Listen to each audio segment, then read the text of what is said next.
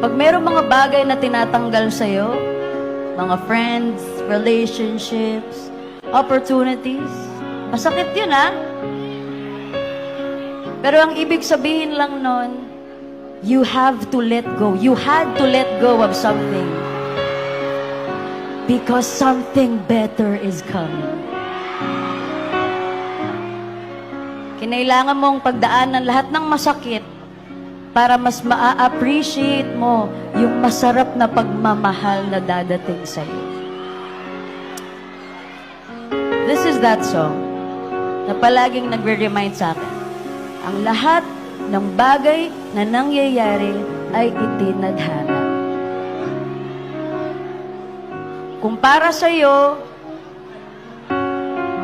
kahit ano pang gawin mong pag-iwas, para talaga sa'yo yan.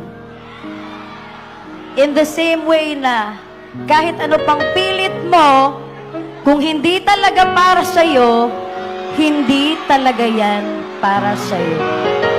So, pag may umalis, bitawan. You deserve more. You deserve better. Just believe that better things are coming. Okay? So, let's just be in this moment together. And appreciate na itong moment na to na nandito ako ngayon, nandyan ka, katabi mo mga taong hindi mo kakilala, is a moment that was prepared for you. And it's part of your future. Hindi aksidente ang mga bagay-bagay. Okay?